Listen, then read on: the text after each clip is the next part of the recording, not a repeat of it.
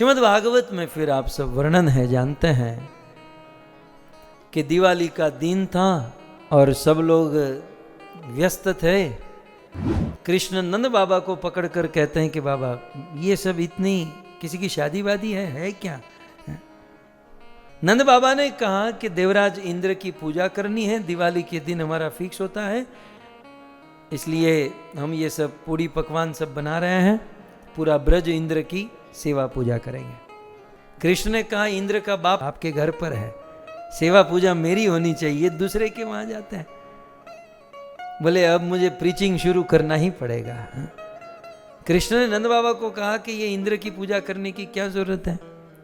बोले हम गोपाल हैं, हम गायों के दूध पर निर्भर रहते हैं और गाय दूध तब तक नहीं देगी जब तक घास नहीं खाएगी, घास तब तक नहीं होगा जब तक वर्षा नहीं होगी, और वर्षा तब तक नहीं होगी जब तक इंद्र प्रसन्न नहीं होंगे।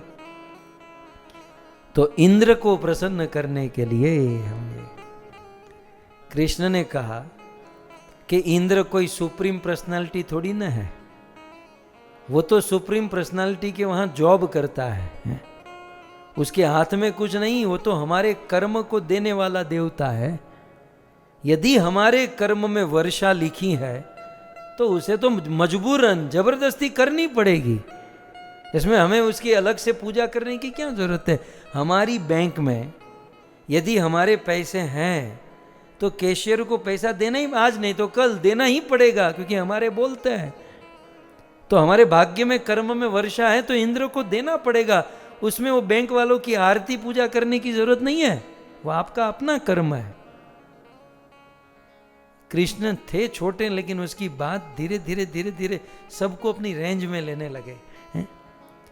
नंद बाबा कहते तो फिर क्या करे, किसकी पूजा करे? बोले पूजा करने की आदत ही लग गई है ना, तो पूजा गोवर्धन की करो।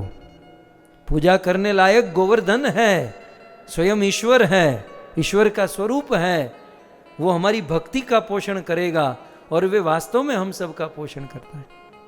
तो गोवर्धन की पूजा कैसे करे? बोले ज्यादा कुछ नहीं है, आप ये जितना भी माल सामान खाने पीने की चीज जो इंद्र के लिए बनाई है वो सब गोवर्धन को धरा दो, खिला दो। 5 साल के बालक कृष्ण के कहने पर पूरा ब्रज अब इंद्र की पूजा को छोड़कर गोवर्धन की पूजा करने जा रहा है।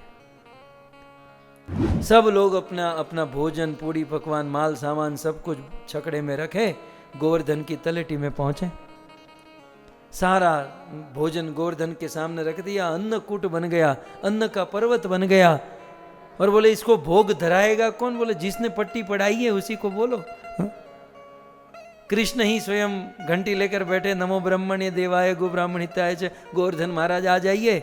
श्रीमद् भागवत जी में श्लोक है कि भगवान श्री कृष्ण एक और भोग धरा रहे हैं और वही कृष्ण गोवर्धन के रूप में प्रकट होकर उस भोग को खाने लगे और खाते खाते सुंदर अनुमोदन करने लगे। उस प्रसाद को लेते हुए आशीर्वाद, सबका मन चाहा वरदान देने लगे। इस प्रकार से जब गोवर्धन की पूजा, यहां तक गोवर्धन का अन्न और अन्न खिलाओ, ब्रजवासी और अन्न बनाए और गिरिराज महाराज को खिलाए। बोले अब क्या करें? अब भोग तो चढ़ा दिया। कृष्ण ने कहा अब परिक्रमा करो।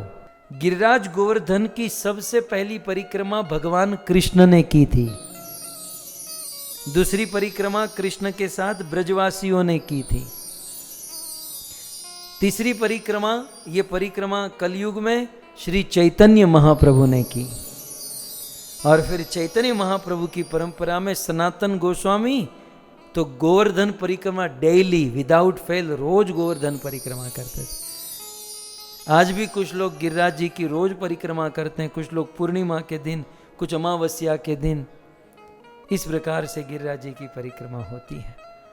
आइए आप भी, हम सब मन ही मन गिरिराज जी की परिक्रमा कर लेते हैं, कृष्ण के साथ ही कर लेते हैं। जैसे ही गिरिराज जी, मान लो राधा कुंड श्याम कुंड से हम प्रारंभ करें तो सबसे पहले दर्शन राइट हैंड साइड पर आता है कुसुम सरोवर। कुसुम सरोवर जहाँ पर सुंदर बगीचा हुआ करता था, श्रीमती राधा और कृष्ण की सुंदर लीला होती थी। श्रीमती राधा रानी कुसुम फूल तोड़ने आती थी और कृष्ण उनसे प्रेम कलह करते थे। बोले फूल क्यों तोड़ रही हो, हमारा बगीचा है, टैक्स देना पड़ेगा। बहुत सुंदर वहाँ की कथाएं हैं। लेकिन यहाँ पर एक बहुत सुंदर लीला ये हुई कि कृष्ण जब संसार को छोड़कर चले गए और 16,108 उनकी पत्नियां कृष्ण के विरह में दुखी थी, तो कालिंदी ने उन पत्नियों को कहा कि कृष्ण के विरह में गोपियों ने तव कथा अमृतम, कृष्ण की कथा सुनी थी, तो आप लोग कृष्ण की कथा सुनोगे तो आपको थोड़ी शांति मिलेगी। कौन सुनाएगा? बोले उद्धव। तो परीक्षित को बुलाया और परीक्षित महाराज 16,108 पत्नियों को, कृष्ण की पत्नियों को लेकर ब्रज में आए और ब्रज में आकर कीर्तन किए तो उद्धव जी वहां पर प्रकट हो गए। उद्धव जी वक्ता बने और 16,108 पत्नियां श्रोता बनी। भागवत कथा प्रारंभ हुई। परीक्षित को देखा तो उद्धव जी ने कहा, परीक्षित तुम यहां से जाओ, तुम मैनेजमेंट करो, तुम कथा का पंडाल संभालो, भोजन की व्यवस्था करो, तुम सब व्यवस्था करो। परीक्षित ने कहा नहीं नहीं, मुझे भी कथा सुननी है। बोले परीक्षित तू कथा सुनने यहां बैठेगा तो ये 16,108 पत्नियां कैसे कथा सुनेगी? व्यवस्था भी तो जरूरी है ना। तो परीक्षित तुम व्यवस्था करो, तुम्हें राज्य को संभालना है, बहुत वहीवट करना है। तो बोले मेरा क्या होगा? तब उद्धव जी ने कहा कि परीक्षित तुमने दूसरे अन्य भक्तों को भागवत सुनने की व्यवस्था कर दी है, तो इस भागवत की व्यवस्था करने से तुम्हारे जीवन में जब समय आएगा तो बिल्कुल समय से ही सुखदेव गोस्वामी तुम्हें भागवत कथा सुनाएंगे। परीक्षित महाराज को ऐसे वैसे घूमते फिरते सुखदेव नहीं मिले थे। परीक्षित ने पूर्व में भागवत का आयोजन किया था।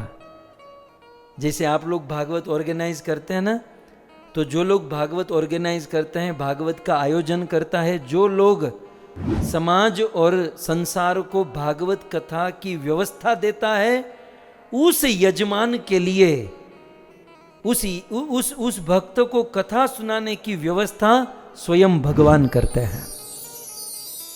परीक्षित को सुखदेव की व्यवस्था भगवान ने कर दी थी भक्तों। नहीं तो केवल 7 दिन बचे थे। હવે 7 દિવસ તો વક્તાને ગોતવામાં વયા જાય, એ તમને ખબર છે? સુખદેવ જેવો વક્તા જો તમારે ગોતવો હોય, सुखदेव जैसा वक्ता ढूंढने तो 7 दिन तो ढूंढने में चले जाएंगे। लेकिन यहाँ परीक्षित का श्राप मिलना, वहां गंगा के तट पर पहुंचना और सुखदेव का मिलना, मतलब ये देव योग। तो सिद्धांत यहाँ पर यह है, कई बार लोगों के मन में होता है ना, हम लोग कथा का आयोजन क्यों करें, हम कथा ऑर्गेनाइज क्यों करें? बहुत जरूरी है। यदि सामर्थ्य हो, हमारी कैपेसिटी हो, तो हमें हमारा पूरा प्रयास करना चाहिए कि समाज को, संसार को भागवत कथा सुनाए, भागवत कथा सुनने की व्यवस्था करे। और कभी कभी भागवत कथा सुनने की व्यवस्था में जो व्यवस्था करता है वो सुन नहीं पाता, कोई बात नहीं। परीक्षित भी सुन नहीं पाए थे जब उन्होंने व्यवस्था की थी, लेकिन परीक्षित ने हजारों को भागवत सुनने की व्यवस्था करी थी, इसलिए उनके मरते समय स्वयं भगवान ने उनकी व्यवस्था कर दी। इसलिए हमें तो, मेरा तो ये दृढ़ विश्वास है और शास्त्र का ये प्रमाण है कि जो व्यक्ति भागवत का आयोजन करता है, उसके मृत्यु का आयोजन है, उनके भगवत धाम में जाने का आयोजन स्वयं भगवान करते हैं। इसलिए हमें हमारे जीवन में पूर्ण प्रयास करना चाहिए, ये भागवत, ये गीता, ये रामायण, ये ज्ञान समाज और संसार में बांटे, इसका प्रचार करें। यदि हम ये करेंगे तो हमारा ख्याल भगवान रखेंगे। तो कुसुम सरोवर पर परीक्षित ने व्यवस्था की, उद्धव वक्ता बने, कृष्ण की 16,108 पत्नियां श्रोता बनी और उद्धव जी कथा गाते गए। ऐसा वर्णन है पद्म पुराण में कि यहाँ कथा गा रहे थे और उद्धव जी के देखते देखते एक एक पत्नियां वैकुंठ में जाने लगी, 1 बाय 1 डिपार्ट होने लगी। कथा सुनते सुनते जब कथा समाप्त हुई तब तक तो 16,108 पत्नियां डिपार्ट होकर वैकुंठ में पहुंच गई। ये सब कहां से हुआ? कुसुम सरोवर, गिरिराज गोवर्धन की तलेटी में, गिरिराज गोवर्धन की परिक्रमा में। तत्पश्चात हम परिक्रमा में आगे बढ़े तो एक नारद वन है। नारद जी को रासलीला में भाग लेने की इच्छा हुई, तब वृंदा देवी ने कहा कि भाई पुरुष को तो एंट्री नहीं है, गोपी ड्रेस, गोपी भाव, गोपी रूप चाहिए। बोले कैसे मिलेगा? तो बोले कुसुम सरोवर में स्नान करो। जैसे ही स्नान किया नारद को गोपी भाव आ गया और गोपी भाव से रासलीला में सौभाग्य मिला। तो नारद वन करके वहाँ पर एक स्थान है। नारद जी ने जहाँ पर स्नान किया, नारद कुंड करके एक स्थान है जहाँ का दर्शन हम कर सकते हैं।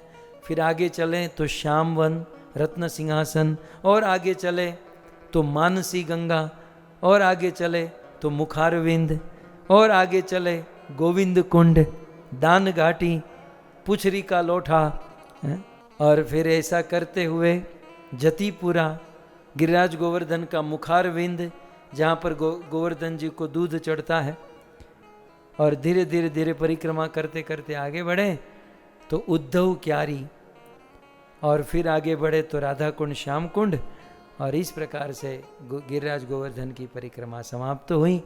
भगवान श्री कृष्ण सारे ब्रजवासियों को लेकर अपने अपने घर पर चले गए। जैसे ही कृष्ण अपने घर पर पहुंचे तो सब लोग, क्योंकि दिन भर ये सब प्रोग्राम हुआ इसलिए सब लोग थक गए थे, सब लोग जाकर सो गए। अब दूसरे दिन सुबह देवराज इंद्र ने देखा कि यार दिवाली चली गई, लेकिन ब्रजवासियों की जो सेवा आती थी वो सेवा नहीं आई। इंद्र ने कैलेंडर देखा, बोले है तो नया साल, दिवाली चली गई। अपने अनुचर को भेजा, जाओ जरा देखो कहीं रास्ते में प्रॉब्लम, हमारा पार्सल कहीं फंस तो नहीं गया। तो इंद्र के अनुचर ब्रज में देख कर आए, बोले महाराज गड़बड़ हो गई। क्या? बोले ब्रज में 5 साल के बालक के कहने पर आपकी सेवा न करके एक पत्थर गोवर्धन की सेवा की है, गोवर्धन की पूजा की। अच्छा ऐसी बात है? इंद्र को आया क्रोध, सांवर्तक मेघ को बुलाया और कहा कि अपनी पूरी सेना को लेकर जाओ और ब्रज में ऐसी वर्षा करो, ऐसी वर्षा करो कि ब्रज का एक जीव भी बचना नहीं चाहिए। इस पर मैं कई बार विचार करता हूं। इंद्र ने ऐसा नहीं कहा कि दिल्ली के लोगों को भी मार देना, कि हाथरस वाले को भी मार देना। किसको मारना? ब्रजवासियों को मार देना। मतलब जो लोग मेरी पूजा करते थे उसी को मारना है। ये देवी देवताओं का गणित कुछ ऐसा है। मतलब जो सेवा, इंद्र की जो सेवा पूजा नहीं करते थे उनको कोई प्रॉब्लम नहीं है, लेकिन ये बेचारे इतने सालों से इंद्र की पूजा कर रहे थे और 1 साल नहीं किए तो इंद्र उनको मारने के ऊपर तुल गया। और सांवर्तक मेघ अपनी पूरी सेना को लेकर बरस पड़ा। भयंकर आंधी, ओले, तूफान और वर्षा होने लगी। कहते हैं मूसलाधार बारिश होने लगी। हाथी के जितने बड़ी बड़ी बूंदे धरती पर गिरने लगी। और केवल पानी ही नहीं, अग्नि बरसने लगी, पत्थर बरसने लगे, ओले बरसने लगे। धीरे धीरे धीरे धीरे ब्रज में पानी बढ़ने लगा, पानी भरने लगा। सारे ब्रजवासी डूबने लगे, गैया, बछड़े, बच्चे सब डूबने लगे। और सब लोग भगवान श्री कृष्ण की शरण में आए। कृष्ण कृष्ण महाबाहो, भक्ता नाम अभयंकर, भक्तों को अभय देने वाले कृष्ण। लगता है तुमने जो हमको कल करवाया ना, इसी का नतीजा है ये।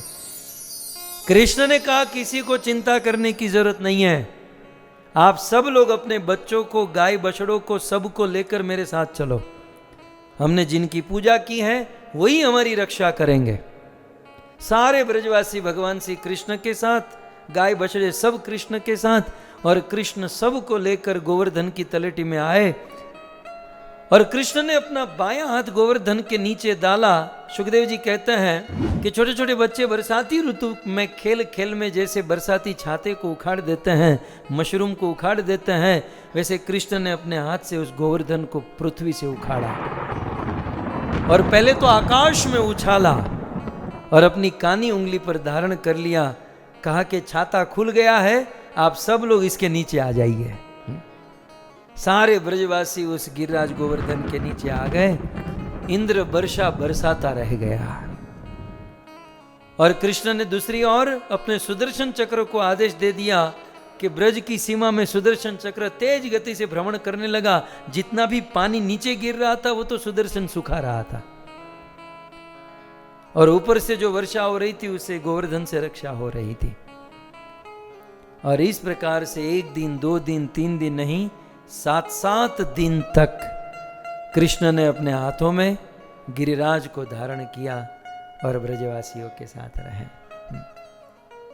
भगवान श्री कृष्ण की अनेकों लीला में से एक दिव्य लीला, क्योंकि अन्य लीलाओं में तो कृष्ण ने एक एक रस का आस्वादन किया, लेकिन गोवर्धन लीला ऐसी है जिसमें कृष्ण ने एक साथ सभी रसों का आस्वादन कर लिया।